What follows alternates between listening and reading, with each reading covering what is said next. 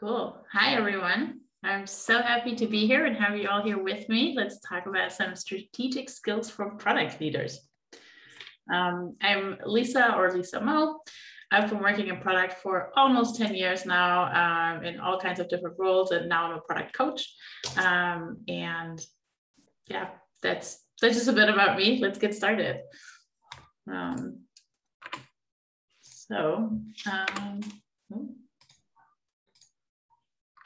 There we go. So just imagine that this is you. You might be a product manager or someone aspiring to become a product manager, an individual contributor, or maybe a people manager, a designer. You're a person that builds products and is trying to build products that people love.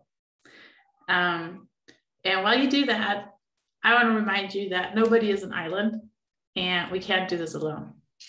So one of the things that we always need in our product jobs is collaboration and alignment. Now, since we work with a lot of different people, we need to make sure that everybody's moving in the right direction together. That's kind of our job as product managers or product leaders. There is a great saying that has been attributed to many different people that goes, we cannot direct the wind, but we can adjust the sails. And that's kind of what I want to talk to you about today, to find different ways to adjust that sail and the different skills that can actually help you with that, which I think one of the, or maybe the most important thing that you need to be good at is communication. That's really, really key. And there are maybe different parts or different sections of communication that I want to highlight. It is really, really important to be clear and unambiguous when you're communicating. So you need strong communication, explicit communication. You also want to be candid and honest, which is not brutal honesty. Like, you don't want to just be terrible about it. You want to be kind, but you still want to make sure that you get your point across, which usually works a lot better when you're being candid and very honest about something. Something that I've seen most companies or people struggle with is probably transparency. That's one of those things where I believe in radical transparency. I'll share everything, how I got somewhere, because it helps people understand and connect to what you're trying to tell them. And I think it's funny because in delivery, we're delivering products. We actually know and work this way where we say, well, we want to ship fast and then learn and iterate. And then yet in communication, we actually totally ignore this idea and we only share like the final decision and that's it. But maybe put your thoughts out there faster. So you ship your thoughts really fast to the group of people you work with. And then you can get feedback faster and you can learn and iterate and make better decisions in the long term. Now, this is all about the talking, but then there's the other half of communication, which is listening. And it's really hard sometimes to listen, not to answer. If you think back maybe about the last meeting you had and someone was talking, and I think we've all been in those situations where you're just like, yeah, all right, you're done. Here's what I think about this. So you weren't actually really listening.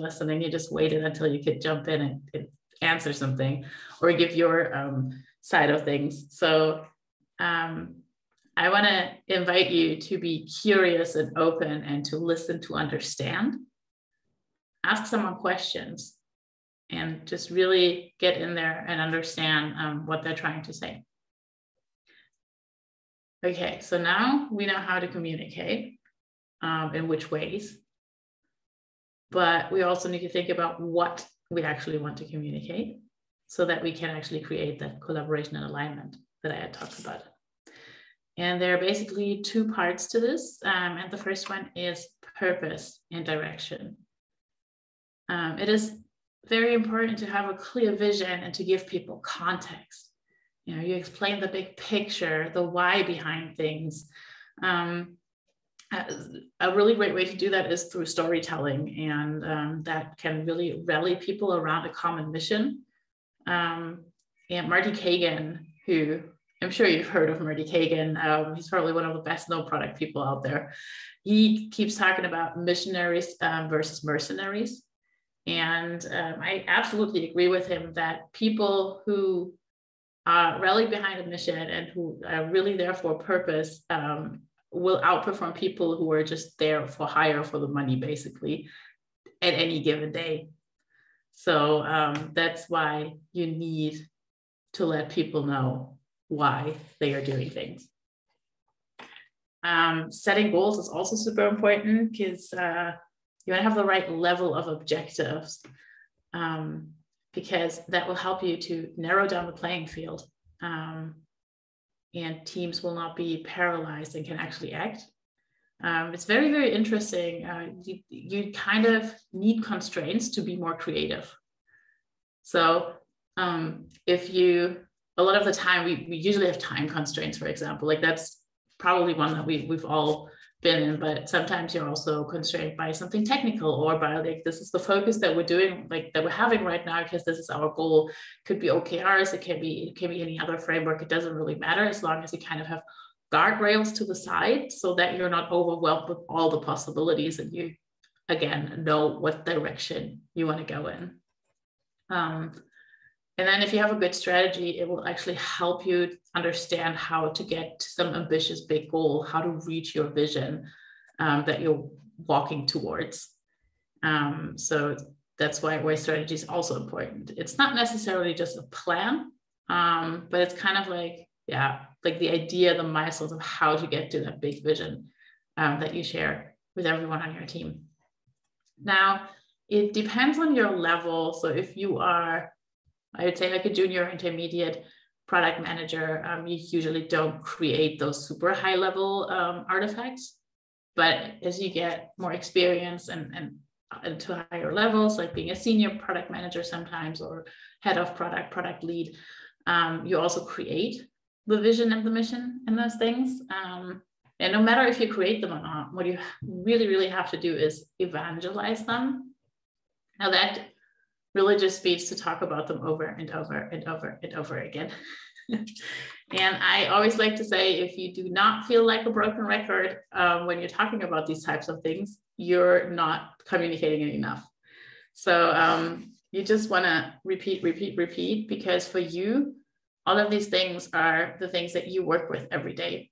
But the engineers on your team, for example, they probably don't look at the roadmap and the company goals and the strategy all the time. So for them, it's good to get regular reminders. Now I want to share a story with you.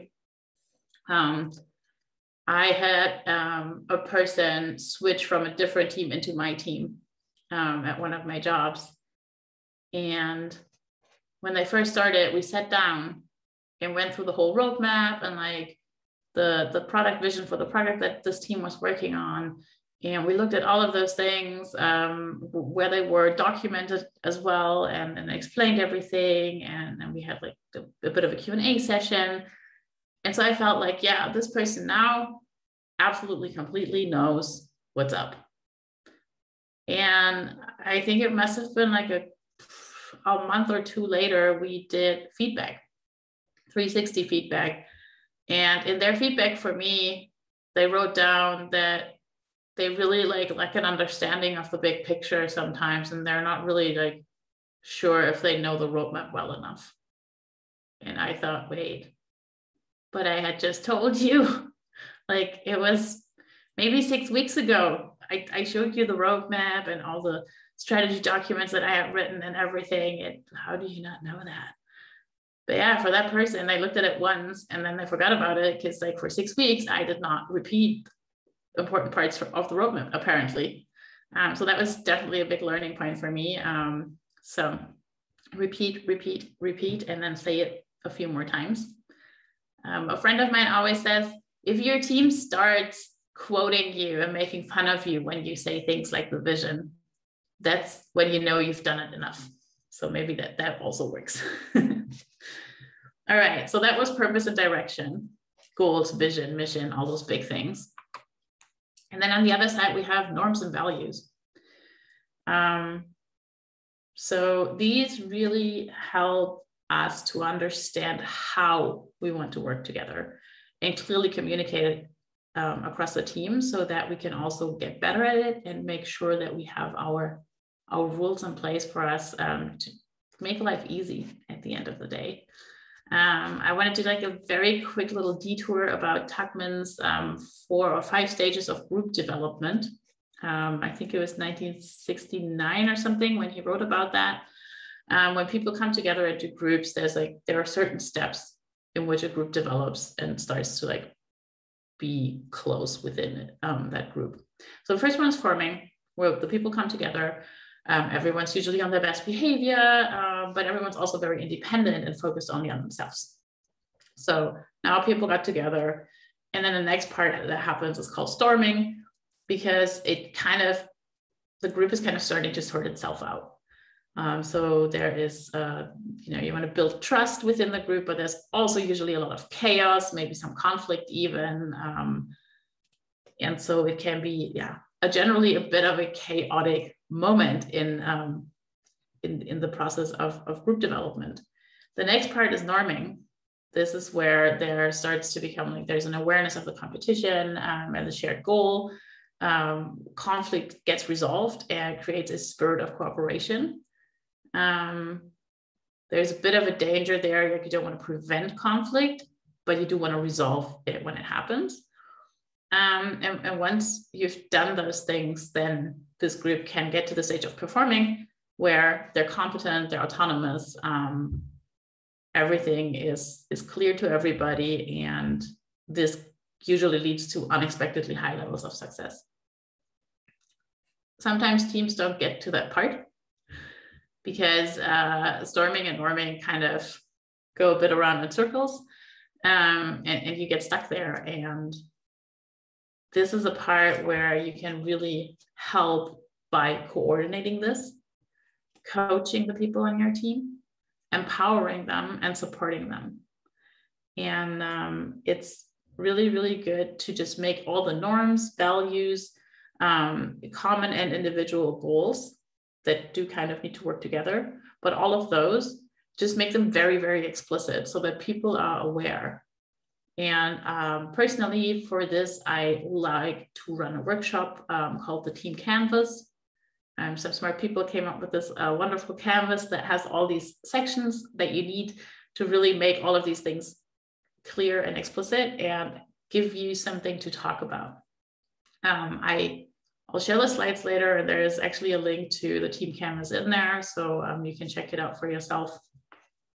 It's probably one of the most helpful workshops that I run whenever I either start in a new team or a new team gets formed, or also if you are in a team that has never done any exercise like that, you can just do it. There's no perfect time for it, but it's usually very, very helpful. And what we do is we take usually around 2 hours for the first time, and then we'll go back in once a quarter and review our team canvas and see, has anything changed for us? Did we maybe forget about something that we said we wanted to do and then ended up not doing, and we still want to do it and remind ourselves? And this is also a really, really great document that you can use when you onboard new team members, to just be like, well, this is, we kind of documented here how we want to work together. And so that can also be very, very helpful. All right. Now I've already talked for quite a bit and there were no skills really mentioned yet. So let's get to that. I call them strategic skills, but what I'm referring to is what used to often be called soft skills.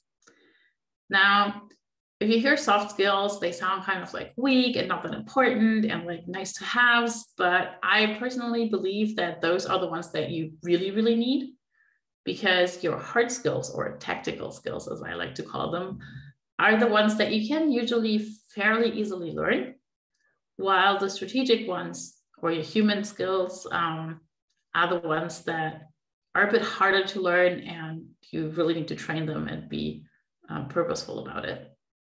So why do we call them strategic now? I'm just going to read this out loud because this is a definition. So relating to the identification of long-term or overall aims and interests and the means of achieving them, That is what strategic means. And if you think about it, your human skills are the ones that you really use for like the bigger long-term things, like, you know, empowering your team, creating collaboration and alignment. Those are big things, big aims. And then you have your tactical skills, which are more like relating to small scale actions, you know, serving a larger purpose. We talked about purpose already, or they're made or carried out with only a limited or an immediate end in view. So hard skills are the things where I'm like, well, maybe I'll learn the framework. Let's say OKRs, because I think they're like quite popular. Great example. You can learn the framework of OKRs. Then you can tell your team we're using OKRs now. You can explain to them how they work. But if you don't use your strategic skills to empower them, coach them, and support them in adapting to this new framework, it's not going to work well. So that's why they are so fundamental, in my opinion. All right. So here I just have like a little bit of a list of strategic skills that I think are really, really, really, really helpful. As you can see, they're like mostly very communication related, different ways of communicating maybe. You know, you have like active listening, we've talked about that, writing and presentations. Like writing could be stuff like one-pagers, the tickets that you're writing, strategy documents that you're writing, PRDs, it doesn't matter. It's always good to get pretty good at writing so that they're clear, concise, understandable. Then there's also storytelling that I had already mentioned earlier as well, because humans are made for stories. So our brains are wired for stories, because way back when, like cave people sat around a fire and would tell each other stories from what happened during the day or when they last saw each other or whatever. And that those would be the ways to teach each other about stuff and how to, for example, solve certain problems that they encountered and those kinds of things.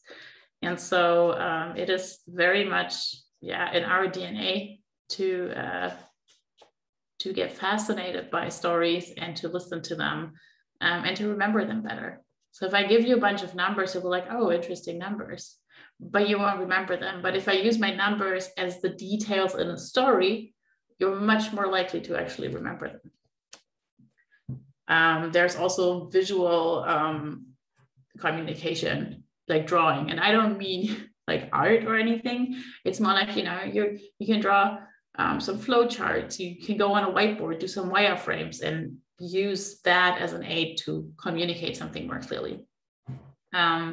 Facilitation for workshops and meetings, super important, because, you know, meetings can be so terrible and no fun at all. But if you actually learn how to be a good moderator in a meeting or facilitate a workshop, you can again create much more collaboration and with that alignment.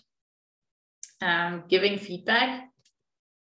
This is probably one of those things that took me a really long time, because I never, like, for me, it was always a bit hard to be like, you know, I don't want to say anything negative to anyone. You're trying to be like super careful. And then you heard about this whole sandwich technique where you're like, oh, you say something nice and then like a little bit of a bad thing and then something nice again.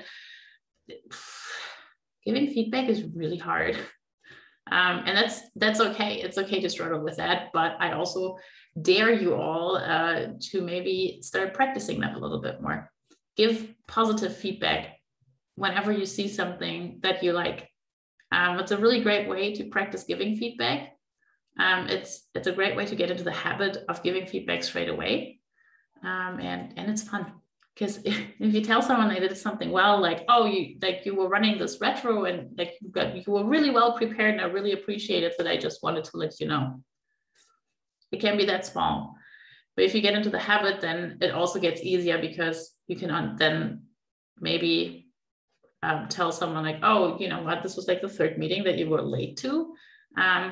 It doesn't feel good. It feels like you don't value our time as much, or it made me feel like you don't think it's like important to be on time for this meeting. And so I would ask you to maybe just be on time more, and then it's out of the way.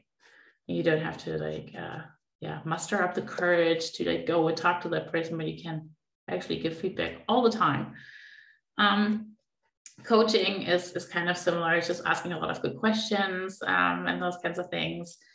And you don't have to be like a trained coach or anything to be able to learn how to ask questions. Something that I always do with my team members, for example, is when we have one-on-ones, I'll just ask them like, what's on your mind?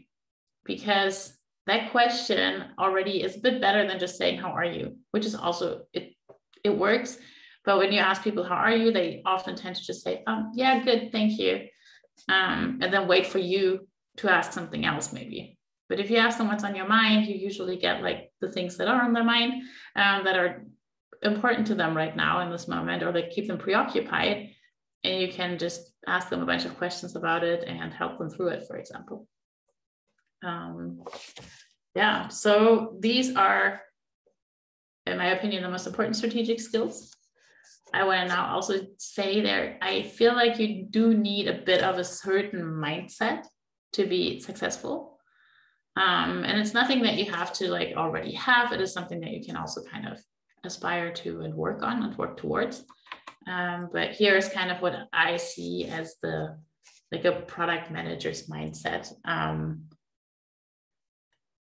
You need to be purpose-driven. I think we've said purpose several times now. It's just this thing, like it propels you forward and it makes you get out of bed in the morning. So that's why the purpose like comes up everywhere all the time.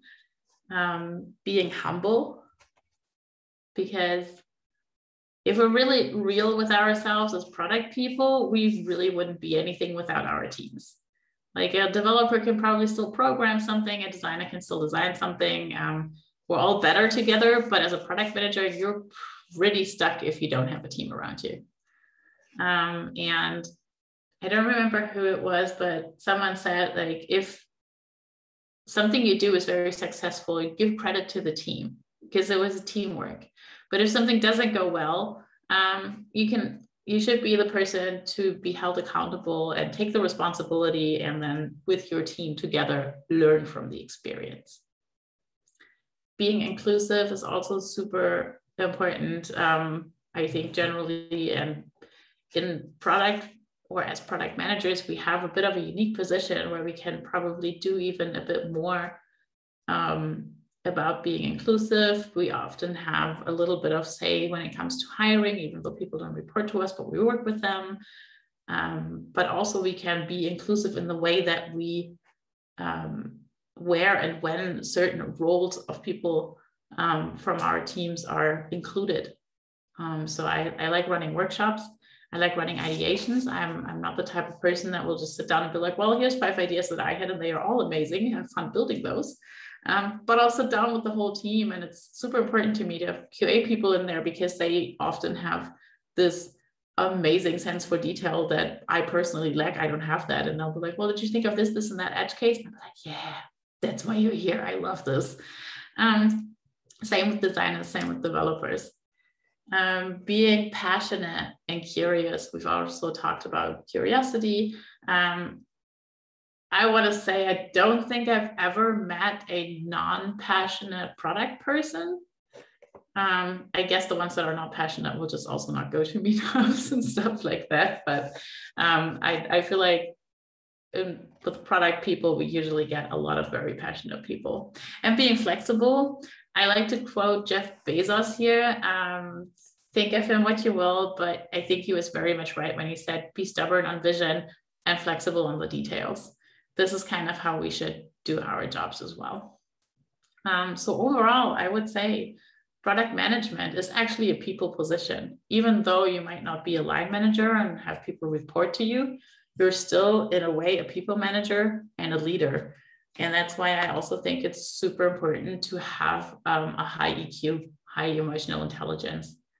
You know, you wanna bring empathy to your customers. That's usually the one that we're all like, yeah, right. I talk to my customers, I understand what they need, and I solve their problems. But also to your team members and your stakeholders or business partners. I like to call them business partners because don't we all hold stakes in the products that we build? So all of these people can use some empathy. And I know in the beginning, I was not super good at being empathic with my stakeholders. I would just really see them as these annoying people that just always wanted stuff from me, but like they didn't really get it. And like they were just asking for like super specific things and drawing me wireframes and being like, can you build this? And I said, no, I want to do user tests first. What are you even doing? But you know, you just want to kind of have a bit of empathy and try to see where they are actually coming from. And they're not coming from a bad place. They're not like here to annoy you. They're trying to do their job the best way that they know how to. Building relationships, leaving your ego at the door, those kinds of things. Assuming good intentions. This is probably something when I really embraced that, it helped me so much in all kinds of situations. Assume good intentions, because nobody is intentionally bad at their job. It's people are doing the best that they can with like the knowledge and the resources and what they have in that moment. So give everyone a trust advance. That's like a German expression. You give someone a trust advance. So it's not like, oh, they have to earn your trust. Like, no, you give them all the trust in advance. And then it usually works a lot better. And in those situations, what happens often is that there's usually a lack of context on either side. So if you think, oh, why is this person doing this? This makes no sense. Like, why are doing this to me? Just think to yourself, like, I'm probably lacking some sort of context, or they lack some sort of context that I have that they don't have, and that's why they think this makes sense. So again, communicate, right? For resolving conflict, that's one of those things where I would say you take your empathy, but you also can escalate. And I want to share one final story with all of you. I had a front-end developer on my team, and we had a pretty hard start. We did not see eye to eye about a lot of things. We had very different priorities. He was very passionate about a very big refactoring project that he was kind of leading, and he really wanted to push this.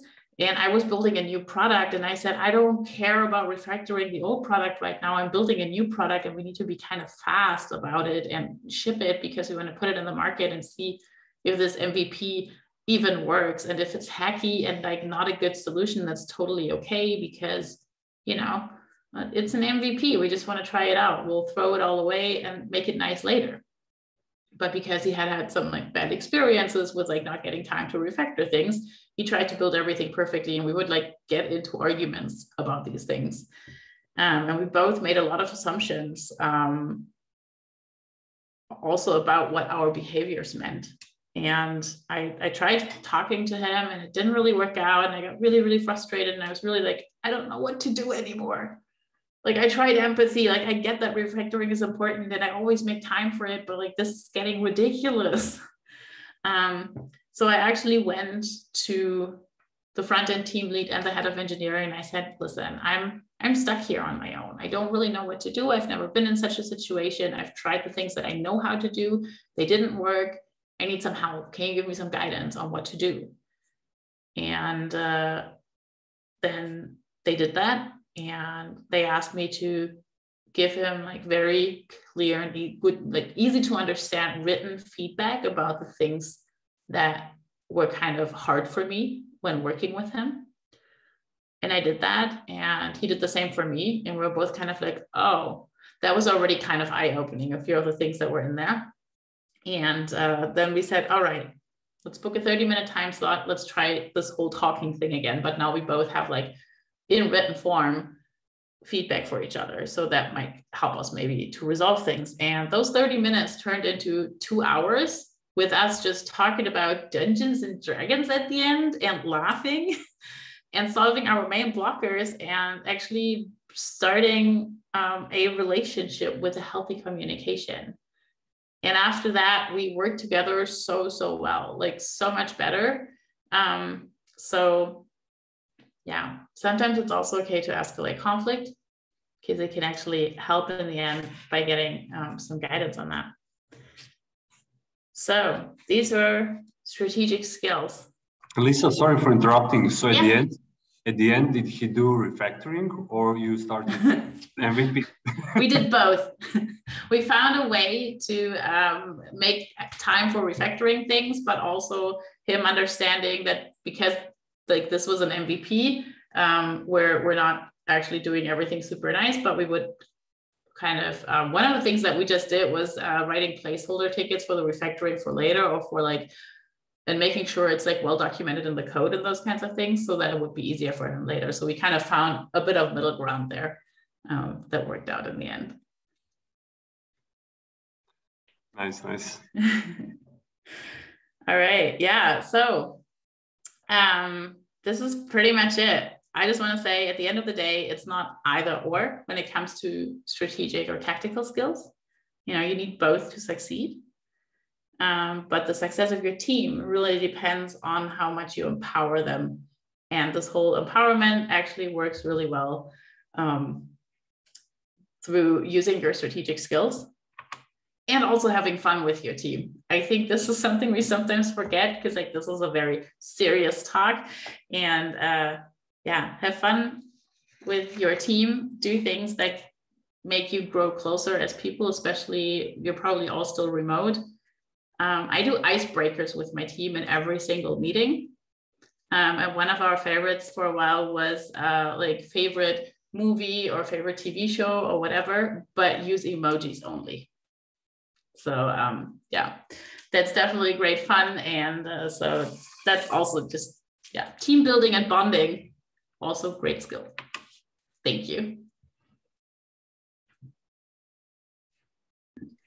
Thank you, Lisa. That was really insightful for me, at least. Any questions for Lisa?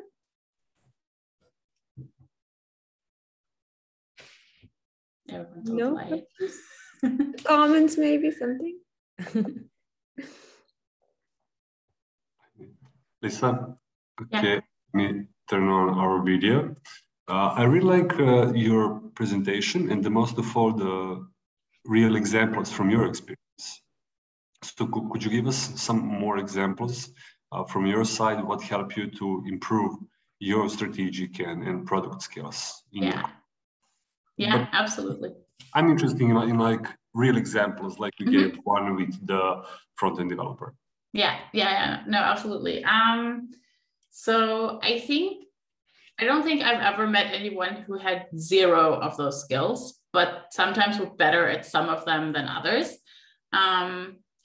And what I would do in my day-to-day is that at some point I would just be like, okay, I think right now in my current position or where I want to be next or whatever, or my team needs this and that skill the most right now, I will just kind of try to pick one, because if you try to learn them all at once, it's just too much. And so, for example, around a year ago, I think, I was like, I'm already decent at giving feedback, but I want to get better at it. So what I actually did is I read some more, or I reread a lot of things from books that I had read before, but just only the chapters on feedback and coaching. So those were the two things where I'm like, okay, I want to really get better at this specifically. And then I just practiced a lot. Like I would just remind myself, I had like a little sticky note on my laptop that said like give feedback, so I wouldn't forget. And then I would just, whenever we had a meeting where, I don't know, someone would do something where I'm like, hey, I really like this, I would give them the feedback like straight away, right after the meeting. I just shoot them a quick message. And something that I've learned in that time was, for example, like if you have positive feedback, give it straight away. You can do that in a message because it usually doesn't get like misunderstood. If you, and you can also do it in a big group because people like, you know, it feels nice. If you do have negative feedback, which is definitely the harder one to give, then don't ever do that in a big group. And also try to avoid messages because people can misunderstand. And then I would just follow like a certain way of how I would phrase it. I would describe the situation, describe the impact that their behavior had on my own behavior. So it should never be like, oh, like you always talk over other people in meetings. No, you go out of a meeting, you're like, hey, remember in the meeting earlier when this other person said this and that thing? Like I've had that in my last team, for example.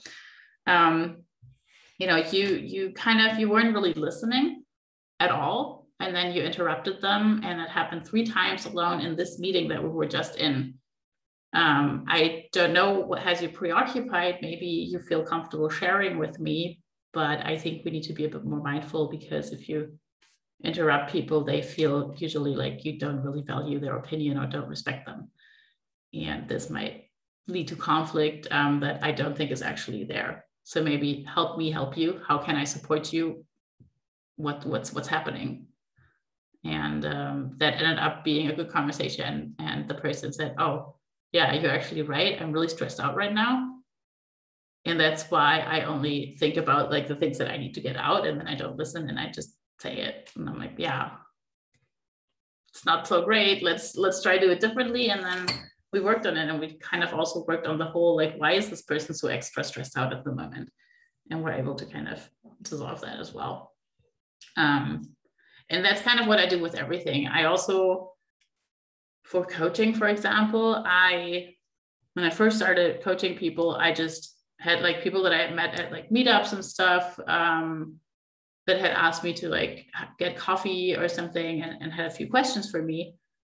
And then I'd say like, you know what, if you found this helpful, like, can you maybe give me some feedback on this conversation we just had? Like, was it helpful for you or not? And like, what was good about it? What wasn't? And then I had some people where I said, you know what, I'm getting into coaching at the moment. And if you'd be interested, I'll coach you for free. So it's more like, it's a bit of a, like, you get the coaching and I get to trade my coaching kind of deal. And so that's how I learned a lot of my coaching in the beginning.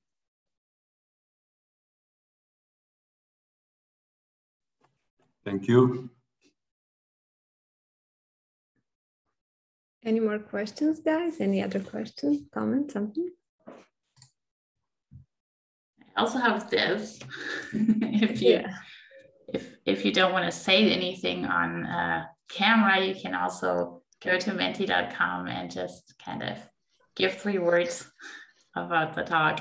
Well, maybe someone else. Well, I said come or one question from my side. Yeah. Can you hear me? Yes. Boyan is speaking.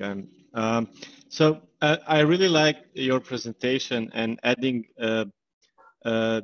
the angle of coaching and leadership to the product story. Actually, this is something that wouldn't expect in such conference, I would say. And you, at some point, you said that the product person is not necessarily the line manager to the team, and normally this is how it is, you know, in most of the organizations. And the question is how actually coaching being done by product person and by the line manager or the real coach can coexist without, you know, running into some how to say issues, conflicts. Yeah. Yeah. So I've actually have another great story for that. In the last company I worked at, when I first started, there was a different head of engineering, and during the pandemic, I asked all my team members if they wanted regular one-on-ones with me, even though I wasn't their line manager. They also had one-on-ones with their line managers. But the difference was that I wasn't developing them like career-wise or anything, because I wasn't their line manager and I wasn't responsible for these types of things. But I still would do things to help them out, like how to work within the team. If there was any type of conflict, they could come to me. And sometimes we'd just chit chat for half an hour if we didn't have any topics, and actually just kind of grow our relationships to the point that we all had a great amount of trust to each other in that team, a lot more than other teams. Like people literally, like they noticed that our team was different. And the people in the team were super happy about it. And the people in other teams were like, why is that team so different? And they all look so much happier. I don't like this. So that's how that can work. I would generally say I use the transparency. That was the one thing that I said, like, I see a lot of people struggle with that. I'm super transparent about all of these things. Like, I will tell the head of engineering that I do that I have these conversations, and I'm happy to share like general things. But I will, for example, if something comes up in one of these sessions that I think that their line manager should know because it is important in some capacity to them, I will usually bring that up to that line manager. I will not be like, well, here's a recording of the conversation, have fun, but I'll be like, well, you know, this person is quite unhappy at the moment. This came up several times. Maybe you want to make sure that you kind of touch on that in your next one-on-one. So I won't like give very specific information because it is still like a conversation we've had in private, but it can help. But then later we actually had a new head of engineering, and he just said one-on-ones with people who are, you're not like, well, with the people that are not reporting to you are not allowed anymore. They're not allowed anymore. And my team got really mad because they wanted those conversations. But yeah, it's a bit different. Some people don't like it. We still, we didn't call them one-on-ones then anymore. We'd just be like, oh, this is our backend sync meeting. Just so that people could have some time. Sometimes you gotta be a bit sneaky too. Thanks.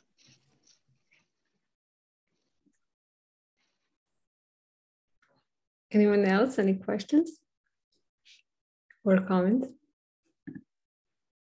Or 3 words. I don't know if I.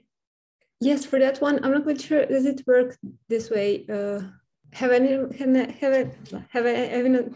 tried this this Mentimeter quiz that is displayed on the slide? Because I believe, Lisa, you need to let's say start it somehow. Oh, I can do that. It has to be started. I don't know. I didn't know that. Hang on. I'll try it myself. Okay. Okay. No, it should work straight away. I don't know. Okay, I can share. It's not a problem because I believe probably people would like to get some feedback. I will share my screen now. Would that be okay? Hopefully I will have, let's say, more luck with this time, because last time it didn't work very well. So basically anyone can scan this QR code or enter this code here, and then I will start the quiz so you can put your feedback there. Perfect. Thank you so much. Sorry? I just said thank you for taking over. No problem. Because I see some comments in the chat, so maybe someone would like to share.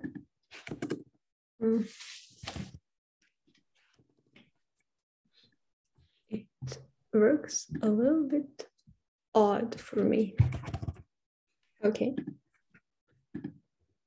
If anyone tried, does it work for you guys? Yeah, it works now. Okay, so you can put your 3 words, right? Okay, great. Let's do this because we have some time, and then we can get back to the grand hall. Lisa, I have another question if you're ready. Sure. Okay, I really like your example regarding feedback and the whole that culture, and actually saying that to people in person and also having one-to-one and so on. Then another example that really I found very interesting and inspiring in general is saying to people what is their purpose and what is the purpose of the project and what is their role and so on. Could you maybe tell us some example from your experience before? How did you perform that during the meetings on one-to-one, and what was the message actually? So when it comes to roles, I use a role definition canvas that is based on something Petra Wille. I'll just type it in the chat so you can look her up. She wrote a book called Strong, but she also has a blog where she shares like all of her stuff that she uses. And so I've used that for everyone if people want to do like role definitions, if they don't really have that yet, so that we can kind of talk about expectations and those kinds of things if that comes up. And well, one of the other things was the team canvas. So that has really a lot of, let me just drop the link for you as well in the, let me find that real quick, the team canvas. That really has a lot of fields for everything that will reflect these things. So there's also, for example, individual goals, like things like, oh, what do you want to achieve? And then someone will maybe say, oh, I really want to get better at React or something. Or someone might say, oh, I actually want to, advance from intermediate to senior level, and those kinds of things. Those are personal goals, but they're still good to know for the rest of the team, because we can support the person. And we also know that maybe they want to lead like a more visible project or something, and we can help them that way. And this also has the purpose then, like basically in the middle of it in the team canvas, where you just write down like, why are we actually doing like the things that we're doing? And going through this exercise with the team has been extremely helpful for me. And that in combination with doing like a bit of this like role definition canvas thing usually helps to guide those conversations. And that actually also works for reports. So I have also been a line manager to product people. And that's also a really great way to manage product managers. Thank you. Thank you. We'll check the team canvas for sure.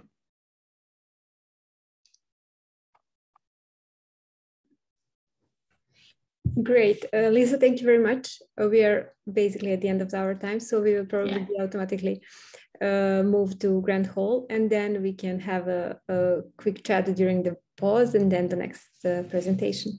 Thank you, everyone. Thanks, everybody. Thanks. Bye. Thank you.